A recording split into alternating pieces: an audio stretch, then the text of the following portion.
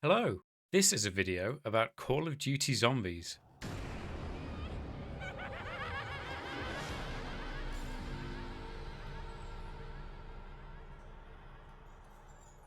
Even the franchise's longtime players would likely sum up the whole experience as KIA, maggot sack! Though I'm not going to be looking at that.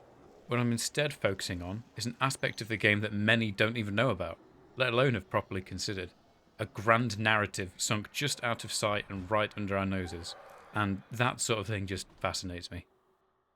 When Call of Duty World at War launched in 2008, it didn't quite seem to fill the shoes of its revolutionary predecessor, Modern Warfare. And contemporary reviews didn't pick up on the zombies. It was a post-credits minigame after all. The game released into a post-horse armor industry though, and so World at War's inevitable map packs launched, and each came with a new map for zombies. By the end of the game's lifespan, it received 3 extra maps, each of which iterating and improving heavily upon its predecessor. Today I'm going to be talking about the final one, Der Riese, or the Giant. It was the culmination of all of their lessons learned, the foundation of the biggest innovation of the franchise, and the home of much cherished personal nostalgia. So let's go past and take a tour deeper, down into the rabbit holes that form the layers of the Giant. The Giant is rising. Face the might of the zombies in their heartland. This is where it all began. This is where the master plan took shape. Is this where it all ends? This short description is the only piece of information that will be given to us freely, and it only begs questions. So enough preamble, let's try to get some answers.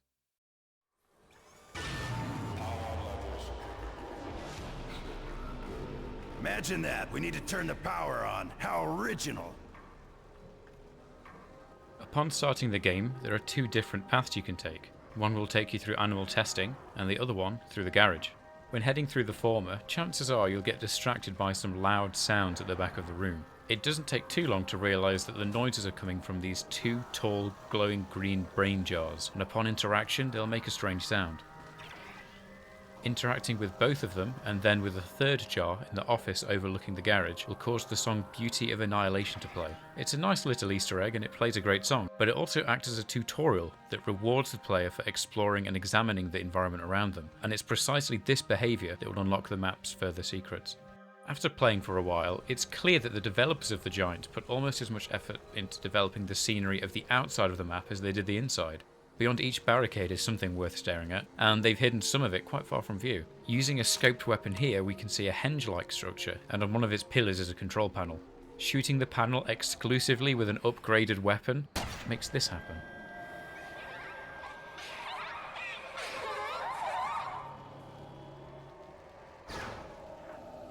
I want to play a game. Let's play hide and seek. She's hidden her toys throughout the map, though if you found that control panel, you shouldn't take too long in finding them. One is a teddy bear hidden in a cage, not too far from the 2 brain jars from earlier. Another is hanging out of a window a couple of floors above. Another is a monkey hiding in the lit furnace at the back of the garage.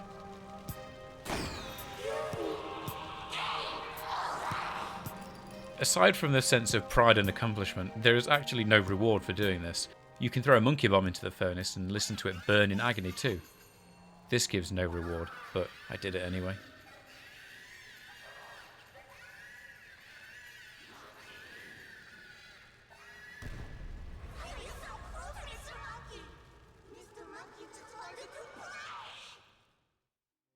The game of hide and seek is a fun little Easter egg, but it doesn't really explain anything. The description of the map says that this is where it all began, and we've not really seen much in the way of elaboration. During the hunt for secrets though, you would have came across at least one of these 5 radios. Each will play recorded audio, and played in the right order they can help us fill in the details. Opposite where you can buy the trench gun and above this white door is the first radio. In the message, a man gifts her daughter Samantha a pet dog. So now we know the name of the girl we played hide and seek with earlier.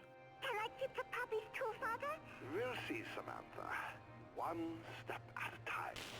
The next one is found in the map's first room. It's hard to spot down here next to this barrel, but it's still likely the first one you'll ever find. In it, the man from before is trying to order a zombie around. Surprisingly, it actually works, for the first few seconds. It's all right. Stay there. Calm down. I order you. Kill it. The third is found in a little nook right here, and the message is addressed to the Reichstag High Command. The message starts off with a complaint over a lack of funding, and then goes on to report that the so-called DG2 project is going well.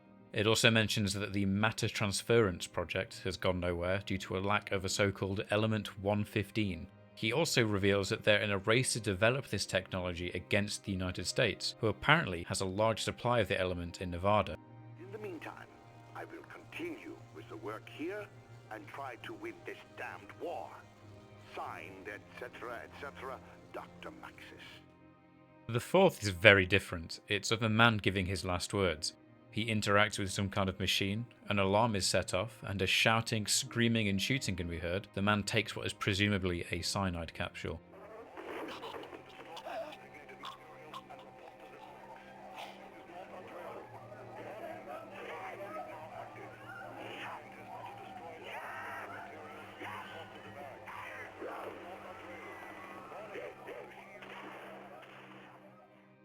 The final radio likely comes first chronologically, but I'm mentioning it last because you can only properly access it on the iOS version of the game. Despite this, it's quite informative. It's a recording of an induction speech into a Group 935, the organisation of Nazi scientists who used this facility. You can see their logo all over the place. The group is sworn into secrecy as to what they're doing here, but we are told that they all carry a field operations manual, and this will come in later. So those radios definitely help us paint a proper picture of what happened, but it's not the full story. There are also 3 phonograph recordings throughout the map as well, and their contents are very illuminating. The first recording is of a test number 3. It fails and cleaning needs to be done afterwards. The character of the previous radios is present again, and he's really rude to his assistant. Clean up the test chamber and recalibrate the system. Let's do it again. Yes, Doctor. The second recording is of test number 5, and it's apparent from the barking that they've ramped up testing to canines. The dog completely disappears during the test, but does not reappear elsewhere as intended. These were the tests on matter transference mentioned earlier then. We also learn from the assistant that the lead scientist's name is a Dr. Maxis. The subject has disappeared. Dr. Maxis, we've done it. Don't be foolish. Test number 5 is unsuccessful. Subject has vanished, yes, but has not reappeared at the mainframe. Recalibrate the damn system! Ah! Finally comes test number 6, performed on another dog. The results seem the same as the last, but then the dog reappears, only different. Samantha bursts in at the sound of her dog, Fluffy, being transferred. Daddy, what are you doing with Fluff? Damn it, Samantha! I told you never to come in here! Edward, get her out of here! Yes, Doctor. Maxis told his assistant Edward to get his daughter out of the testing room, but as the dog becomes aggressive, Edward shuts the door behind both of them and turns on the machine. Edward, what are you doing? Open the door! Edward, open this door now! I'm scared. Don't go! Stay by me, Samantha! Goodbye, Dr. Maxis.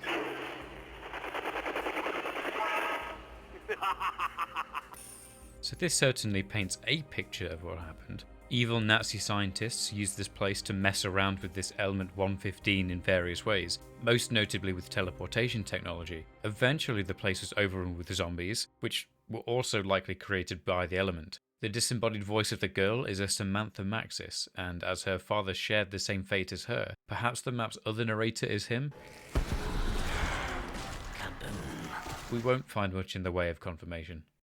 The elephants in the room I've yet to address though are the player characters. Following the theme of World at War's multiplayer and campaign modes, they represent each of the 4 factions of the game. The Americans, the Japanese, the Russians and the Germans. For the most part they're just exaggerations of the traditional stereotypes of each group. The American, whose name is literally Tank, is all brawn and no brains. The Japanese Takeo is obsessed with honour, and the Russian Nikolai is an alcoholic. And the Nazi scientist Richthofen is completely and sadistically insane. Upon first glance, these characters seem to lack any depth, but their voice acting really is quite good. and they do have quite distinct personalities from each other, and it goes as far as each of them having a unique relationship with at least two of the others. Tank is friendly with Takeo, Takeo hates Nikolai, Nikolai is friendly with Tank, and only Takeo likes Richtofen, but Richtofen likes Nikolai. It's a bit of a tangent, but it's another unnecessary detail that enriches the game beyond its expectations.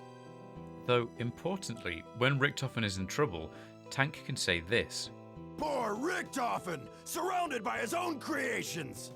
And Richtofen himself can say this. Oh good, it is still here! I mean... Oh, what could this be? He can also say this. So that's what it feels like. I almost feel pity. From this, and from the fact that they sound similar, we can piece together that the player character Richtofen is in fact Edward from the phonograph recordings.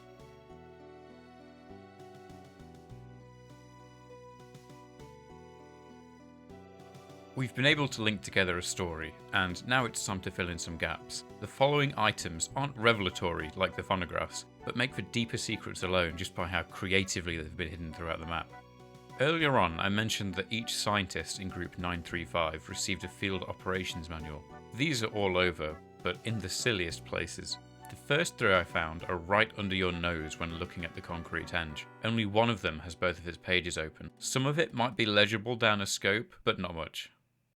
There's one overturned just outside of a window at Teleporter A. One is in the outside area with the hanged man, but it's really far away. There's no way a player without console commands could read it. The most well-known ones can be found inside this air conditioning unit. We can even get a proper look at one of the pages. And here's a final closed one here, deftly hidden behind this pipe. We can also find Dr. Maxis' desk nameplate. His first name is Ludwig. Years back, discovering this felt like a rite of passage. The manual itself is actually just a rough transcript of the induction speech from the iOS-only radio log, with suicide instructions on the second page. Lovely. Continuing with the ridiculously hidden writings, there's this slip of paper hidden on the floor in the area between the spawn location and the garage. It tells us how Element 115 was formed, and mentions its possible uses. Quote, "This leads us to believe that the transference of matter is indeed possible, and the reanimation of..." and that's where it ends. It was definitely a strange decision for the developer of this note to fade it away there at that point. I think it's fair to say that the cat is thoroughly out of the bag when it comes to what 115 can reanimate. This one I actually teased at the start of the video, and I think it might just be the most elusive. In the garage are lots of loose bricks on the floor. Interacting with this specific one next to this cable will cause it to lower out of sight, revealing a note. It starts into a sentence, quote, "Side effects of 115, the power is undeniable, but who can use such weapons without themselves turning?" Now I do enjoy the extra flavour added by little hidden notes like this, but it does baffle me how such a ridiculously hidden piece of paper can provide so little important information. In animal testing are 3 blackboards. Each one of these are dense with secrets and references, and if I touched on all of them this video would be an hour long, but I definitely want to mention this line right here. "Edward, I know it was you." This is likely referring to when he murdered Maxis and his young daughter, and considering the writer had time to write this on a blackboard, means that there was a calm period of time after their death and before the zombie apocalypse started. This gives more context to the audio log of the man messing with machinery from earlier. It seems he was the culprit of the apocalypse. Last but certainly not least, it's time for things to get even more ridiculous. The ciphers. One of the aforementioned manuals was outside of the map next to the hanged man, and on the wall above it is our first message. One half is in English to let us know that the other half isn't just inane scrawlings, and together it spells out help. This is another one of those tutorials. Looking out of this window in the starting area with a scoped weapon, we can see this message here, presumably written in blood. "Living dead." It's not very important, but it's quite creepy. At the third musical brain jar in the office above the garage, look directly up. There's a note hidden in the ceiling of all places. It's a message delivered by the Industry Global Communication Service, and it reads, quote, "Faithful servant, observe and report. The seed has been planted. Maxis must not know." So some kind of organisation had infiltrated Group 935 and is passively observing Maxis' work.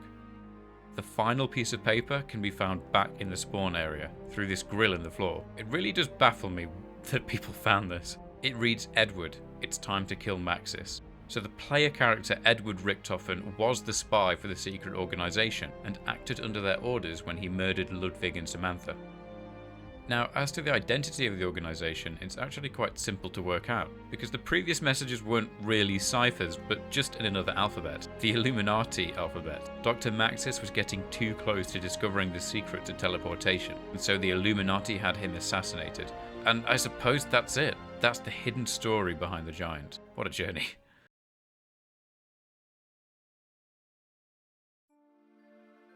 Now, from what I can tell, the Illuminati alphabet isn't real, and the Illuminati haven't existed for centuries. But the story of the Giant is strangely grounded, not necessarily in reality, but in conspiracy theorism.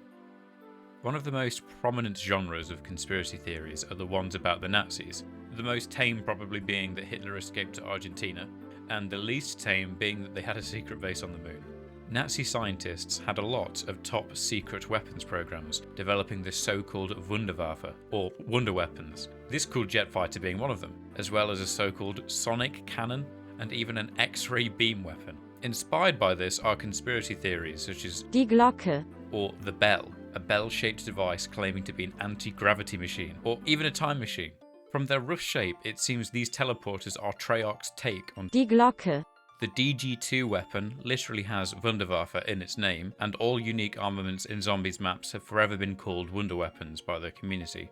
The map itself is named after Project Riese, a huge Nazi construction project in Poland of underground rooms and tunnels. What these complexes were made for is unknown, as the Nazis got rid of the related documents towards the end of the war. The henge where we started our game of hide and seek earlier also has a real world counterpart in the same area of Poland, and is similarly a complete mystery. So, naturally, it's been theorised to be a landing platform for UFOs. The menu description of Doris begs questions, and today I couldn't properly answer them. But of course, after World at War, Call of Duty's Zombies game mode would only get more and more popular, and a massively expanded zombie universe would eventually put the mysteries of the Giant to rest.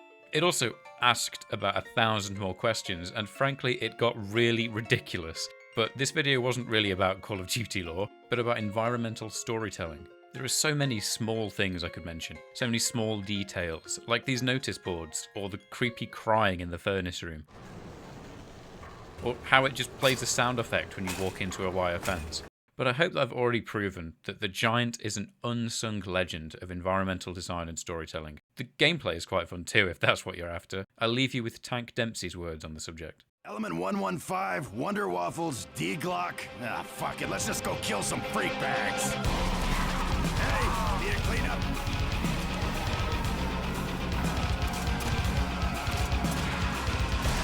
Now it's gonna get personal. Freak bag. Sweet. Rack 'em up.